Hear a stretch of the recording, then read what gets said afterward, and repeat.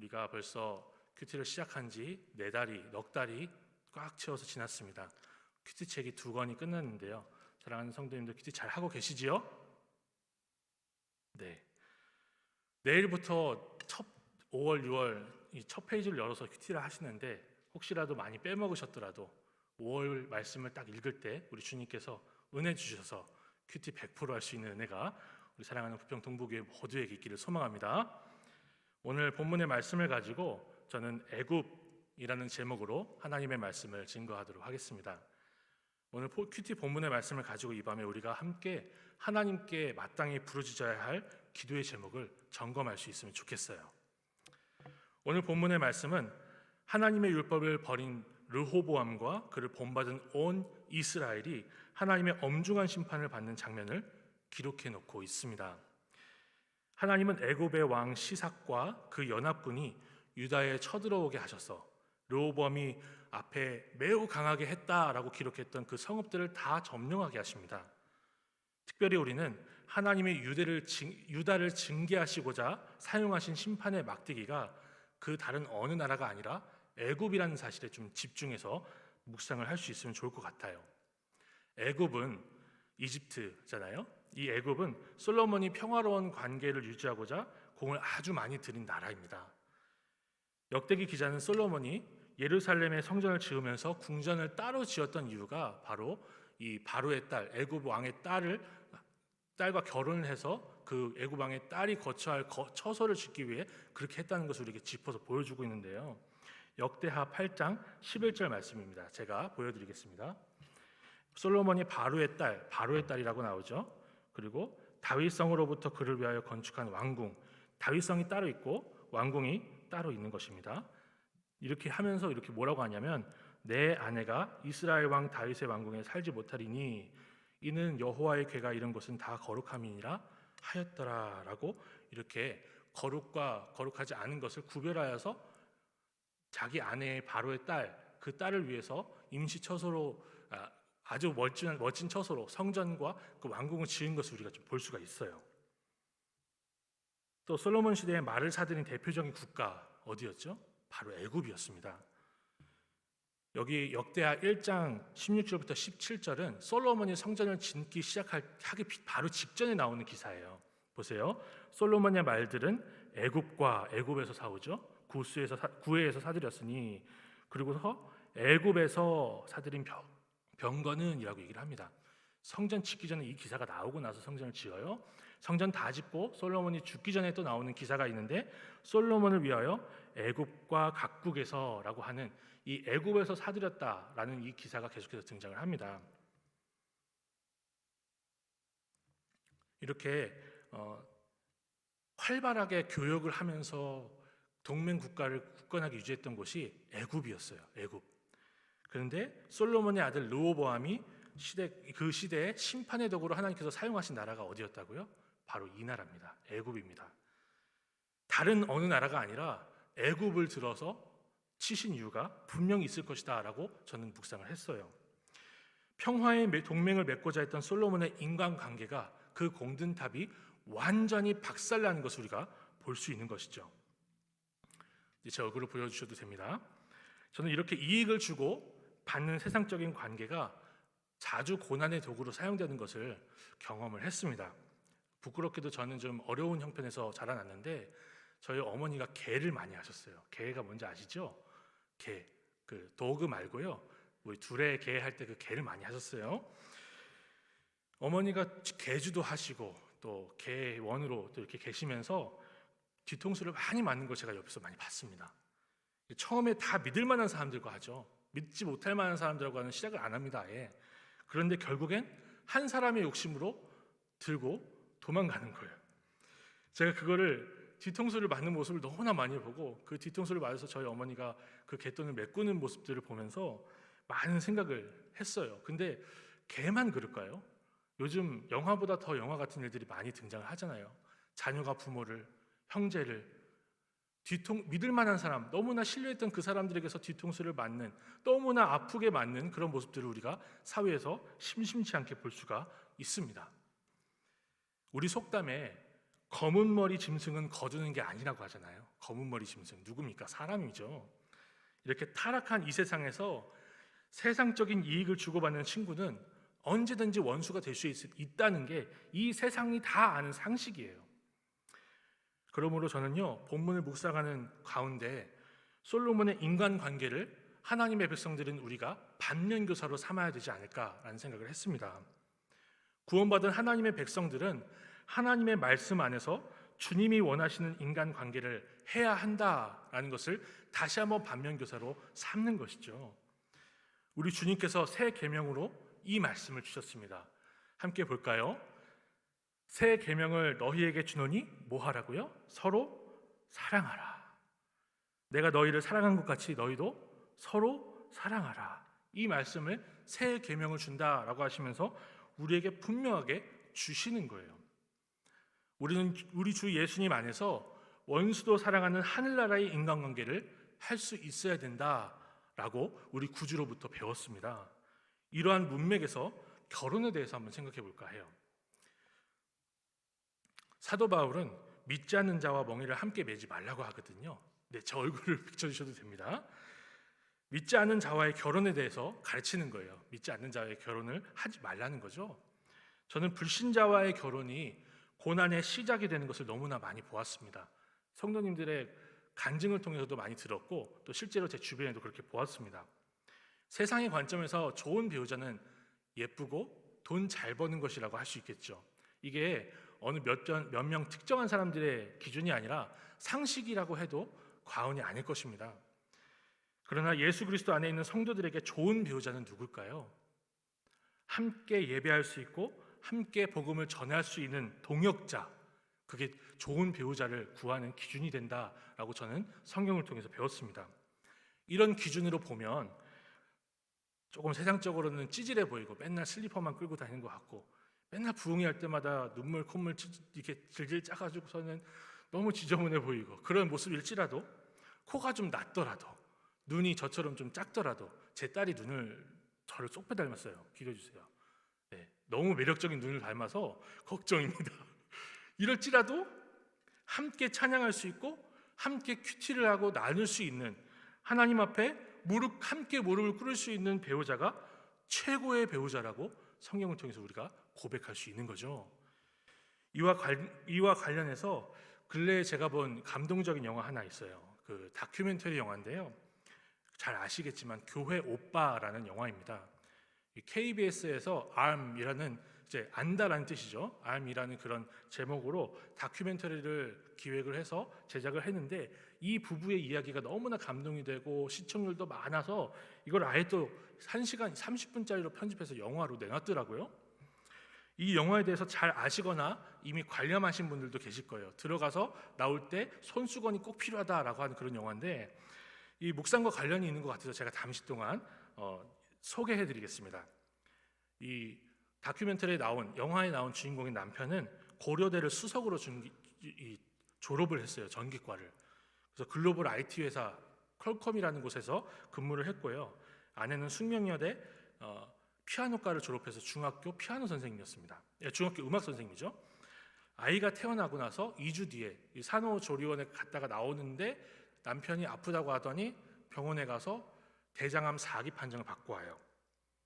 그리고 나서 이 남편이 항암 치료를 합니다. 항암 치료를 할 때 모든 가족들이 힘들겠죠. 근데 특별히 시어머니, 남편의 엄마가 많이 힘드셨나 봐요. 육아를 하다가 저도 육아 우울증을 잠깐 이제 맛보기를 해봤는데 힘들더라고요. 근데 그래서 이 시어머니가 옷걸이에다가 자기 이렇게 목을 메고 자기 생을 마감을 합니다. 남편이 정말 욕과 같이 고난이 많아요. 그런데 이제 많이 나아졌다 하고선 판명을 받는 그날 12차 항암을 받고 나서 괜찮다라고 한 그날에 아내가 아파가지고 가봤더니 이번에는 아내가 림프종 4기예요. 혈액암 4기예요. 영화의 끝에 보면요, 이분이 막 기독교 영화 하면요 축복을 받아서 다 나아가지고 간증할 것 같잖아요. 남편이 2번을 재발을 합니다. 암이요. 그래서 수술도 했고 많은 치료 요법을 했는데 애가 지금 난 지 얼마 안 됐으니까 이제 유치원 갈 때까지 살아 있어야겠다라는 그런 의지를 가지고 했는데 근데 마지막에 죽어요.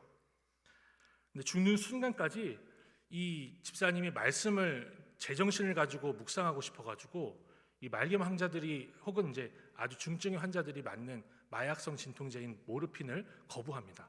그 고통을 다 참아내면서 끝까지 말씀을 읽더라고요. 묵상을 하더라고요. 실제로 마지막 임종하는 그 전까지 말씀을 묵상하는 모습을 이 영화에서 보여주는데요. 이렇게 쓰나미 같이 몰려오는 고난 가운데 이 부부는 항상 하나님께 원망하지 않고 하나님께 감사드리고 천국의 소망을 같이 붙드는 모습을 보면서 너무나 큰 감동을 받았습니다. 이 영화에는 이 부부가 암이라는 큰 병을 앞에 두고 둘이 앉아서 큐티 나눔하는 장면이 많이 나와요.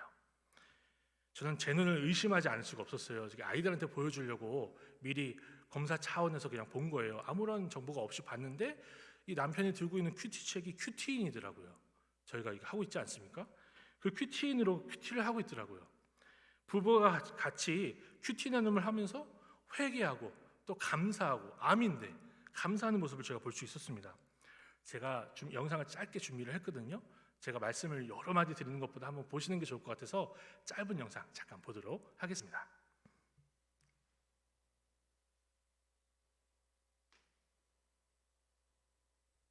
제가 4월 31일에 항암 치료가 종료되었는데 제 아내가 5월 5일에 항암 치료를 시작하게 됐으니 정말 잠시도 숨 겨를도 없이 밀려오는 고난의 흐름 앞에 깊은 탄식과 함께 제가 할 수 있는 건 나의 모든 죄에 대한 처절한 회개와 주님께 매달려 기도하는 것뿐이었습니다.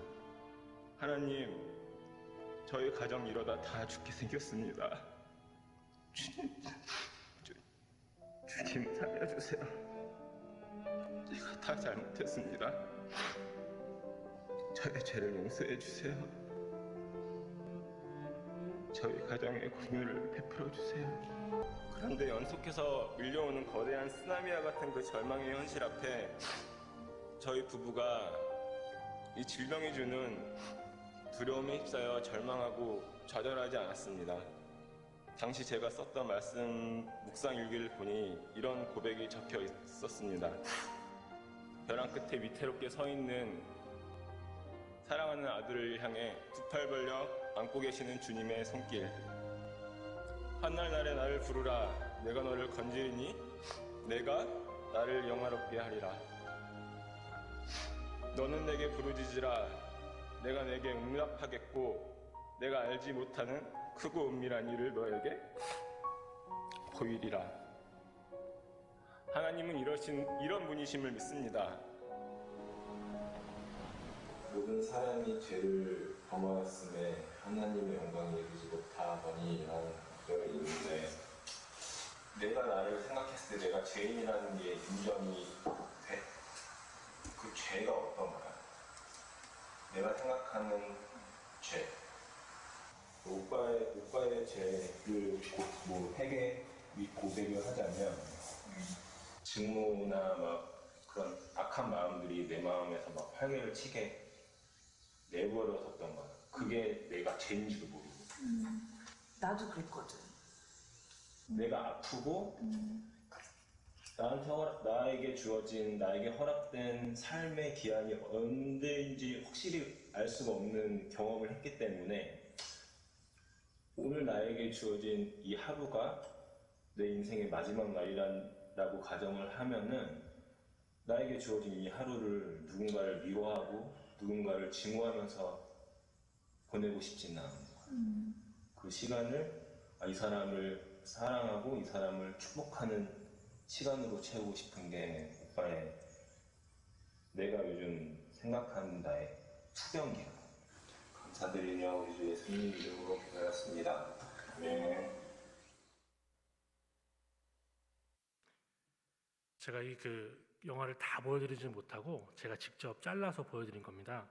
그래서 짧은 영상이긴 한데 정말 이게 남편이 아내와 함께 할 수 있는 가장 복된 시간이 아닌가라는 생각을 했어요. 이 우리로 하면 구역 예배인데 목장 모임이 있어요. 거기에 가서 남편이 한 그 큐티 모임을 이렇게 참여를 하면서 이런 고백을 하더라고요. 자기는 욥과 같은 신화를 당했는데 욥의 아내는 저주하라고 그러고 그러면서 떠나버리지 않습니까? 그래서 욥이 아내는 떠나는데 자기 아내는 옆에서 같이 기도하고 있다는 거예요.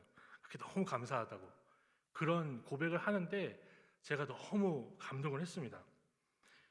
저는 하나님이 우리에게 가정을 허락하신 이유를 가장 잘 보여주는 대표적인 사례가 아닌가 싶어서 이 저녁에 꼭 보여드리고 싶었어요.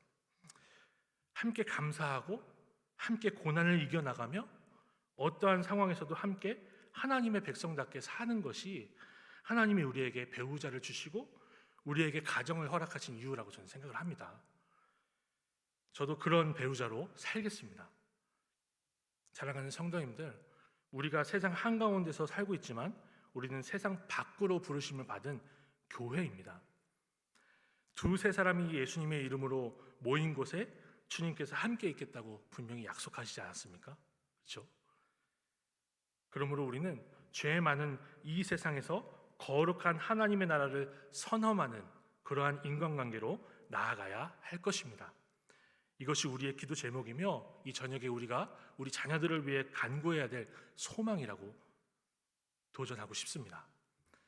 이 부분을 묵상하면서 저는요, 또 교회 안에서 우리가 누리는 성도의 교제가 더욱 하나님의 말씀 위에 굳게 세워져야 한다는 것을 함께 생각해 보고자 합니다.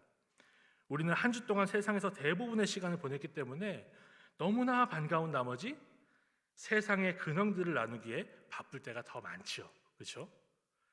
그런 의미에서 올해 우리의 교회가 다 함께 큐티를 하는 것은 우리가 하나님의 말씀 위에서 성도의 규제를 굳게 할 수 있는 좋은 발판이 될 것이라고 저는 생각을 합니다. 한 주 동안 큐티하면서 하나님이 주시는 말씀의 은혜들을 받은 사람이 주일에 나눌 수 있는 대화는 주식도 아니요, 가정의 문제도 아니요. 물론 가정의 문제를 나누면서 하나님의 은혜를 찬양할 수도 있지만 세상 돌아가는 이야기가 아니라 하나님을 찬양하며 감사하며 회개하는 내용을 나눌 수밖에 없다는 거죠. 이번 기회에 우리 교회 안에, 우리 안에 이러한 성도의 교제가 있을 수 있는 성숙한 교회로 나아갈 수 있기를 소망합니다. 본문을 조금 더 묵상할게요. 본문 9절에 보면요, 시삭은 예루살렘을 치고 보물들과 금 방패를 빼앗아갑니다. 본문 보실까요? 애고방 시삭이 올라와서 예루살렘을 치고 여호와의 전 보물과 왕궁의 보물을 어떻게 했다고요? 모두 빼앗고 솔로몬이 만든 금 방패도 빼앗은지라 라고 나와 있어요. 빼앗고 빼앗겼다. 솔로몬의 지혜로 쌓아 올린 그 영광이 한순간에 물거품으로 사라지는 그런 모습을 우리에게 보여주고 있는 것입니다. 그러면서 10절에 이런 내용이 등장을 해요. 르호보암 왕이 대신하여 놋으로 방패를 만들어 국문을 지키는 경호 책임자들의 손에 맡김에. 저는요, 이 놋으로 만든 방패가 솔로몬의 영광이 완전히 사라진 대표적인 상징이라고 저는 생각을 합니다. 놋으로 만든 방패. 금이 은과 같이 흔했던, 은이 돌과 같이 아주 흔했던 그 영광이 완전히 사라지는 거예요. 이렇게 시삭이 금방패를 가져가서 놋방패를 대신 만들므로 우리는 예루살렘에 솔로몬이 누렸던 그 영화가 완전히 사라지고 없어지고 그 공든탑이 무너지는 것을 확인하는 것입니다. 저는 이 말씀을 묵상하면서 마지막 심판의 날에 사라질 부와 명예와 권력들을 가지려고 애쓰지 말자는 적용을 했어요. 물론 열심히 살아야 합니다. 열심히 살아야죠. 그런데 욕심으로 살지는 말자라는 게 제 적용이었어요. 욕심으로 살지 말자. 저는 고등학교 2학년 여름에 목회자로 소명을 받았습니다.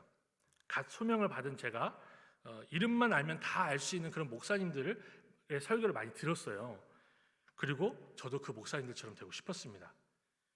저도 그런 분들처럼 책도 많이 써가지고 기부도 많이 하고, 또 제가 부흥회를 인도하러 막 10시간씩 그렇게 비행기를 탔다는 이야기를 들으면 전 20시간, 30시간씩 비행기 타고 다니면서 예수님의 복음을 전하고 싶다라는 마음을 많이 가졌어요.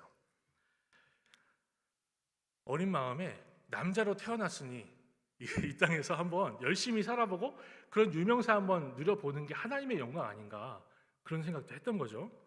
그래서 제가 국방의 임무를 마치고 전역할 때쯤에 이 목사님들이, 제가 동경했던 이 유명한 목사님들이 마치 도미노처럼 여기저기 산발적으로, 동시다발적으로 그 목사님들이 쓰러지는 스캔들이 막 나더라고요.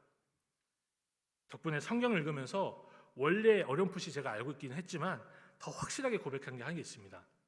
목회자의 성공은 크기와 유명세가 아니다. 목회자의 성경은 하나님 말씀 앞에 바르게 진실하게 서는 것이다 라는 것을 제가 보았어요. 사도 바울도 마지막 날에 심판의 불로 사라질 것을 그런 것들로 예수님의 터 위에 쌓아놓지 말라고 경고합니다. 고린도전서 3장 10절에서 15절의 말씀인데 다 읽지는 못할 것 같아요. 이 터는 곧 예수 그리스도라. 만일 누구든지 금이나 은이나 보석이나 나무나 풀이나 짚으로 이 터 위에 세우면이라고 해요. 예수님의 교회를 이런 식으로 이렇게 공적을 쌓고 이렇게 쌓아 올리면 어떻게 된다고요? 그 공적이 불타면 해를 받으리니 그러나 자신은 구원을 받되 불 가운데서 받은 것 같으리라. 저는 이 말씀을 하나님이 솔로몬의 영광이 없어지는 이 르호보암 시대에 시삭이 와서 이 예루살렘을 다 탈취해가는 이 장면을 통해서 하나님이 오고 가는 세대의 하나님의 백성들에게 이거를 말해준다라고 생각을 했어요. 심판의 불 앞에서 사라질 것 붙들고 살지 말고 주님이 요구하시는 것에 하나님의 말씀에 순종해라.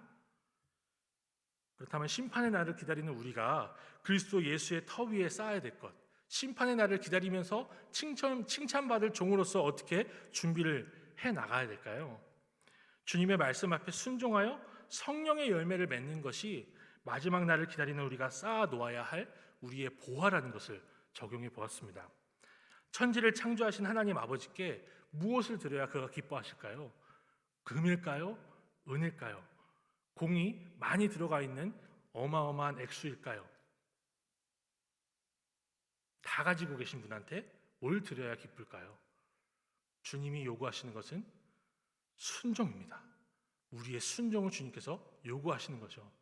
순양의 기름보다 순종을 요구하시는 주님이십니다. 나 자신을 쳐서 주의 말씀 앞에 복종하는 내 십자가 지고 주님 따르는 삶, 그것이 우리가 주님 앞에 드려서 기쁘시게 할 것이며 심판의 불 앞에 사라지지 않을 우리의 보화라는 사실을 믿음으로 고백하실 수 있기를 바랍니다. 사랑하는 성도님들, 하나님의 심판 앞에서 사라지고 말 것들 때문에 속상해하거나 우울해하지 마시고 울지 마시고 주님 말씀을 붙들 수 있기를 소망합니다. 사실 이 말을 하는 저도 살아보니까요, 그런 것들이 별거 아니라는 걸 알면서도 사실 속상해요. 눈물이 나요. 그래도 우리가 가슴을 치며 하나님 앞에서 울어야 할 기도 제목은 바로 이것이라고 저는 생각합니다. 뜻이 하늘에서 이루어진 것 같이 땅에서도 이루어지이다. 주께서 가르치신 기도에 우리가 순종할 수 있는 우리의 기도 시간이 되기를 소망합니다. 기도의 제목을 한번 정리해 볼게요. 첫째로, 하나님의 말씀 위에서 인간관계할 수 있는 인생을 살게 하옵소서. 이게 우리가 이 본문을 통해서 배울 수 있는, 애굽을 통해서 배울 수 있는 분명한 기도 제목이라고 저는 생각을 해요. 우리와 우리 자녀들의 신앙의 기준을 가지고 가정을 세우게 하옵소서. 교회가 하나님의 말씀 위에 서서 굳게 서서 성도의 교제를 할 수 있게 하옵소서. 그 큐티하는 올해가 성도의 교제, 이러한 성도의 교제의 발판이 되게 없어서라고 기도할 수 있는 우리가 됐으면 좋겠어요. 둘째로, 심판 날에 사라질 것들이 아니라 주님이 칭찬하실 만한 것들, 심판의 불 앞에서 사그라질 것이 아니라 주님이 칭찬하실 것들이 많이 쌓아지는 우리 인생이 되게 없어서 기도했으면 좋겠습니다. 서로 사랑하기에 바쁜 우리 교회, 정죄하고 판단하고 누가 잘못됐냐 시시비비를 가리는 것이 아니라 서로 사랑하기에 바쁜 우리 교회, 그런 교회가 되도록 우리가 함께 기도했으면 좋겠습니다. 이것이 우리 주님께서 요구하시는 순종이며 우리 주님께 마땅히 드려야 될 기도의 제목인 줄 믿습니다. 우리 함께 주의 말씀 앞에서 말씀을 기억하며 감사하고 또 회개하며 주님 앞에 나아가겠습니다.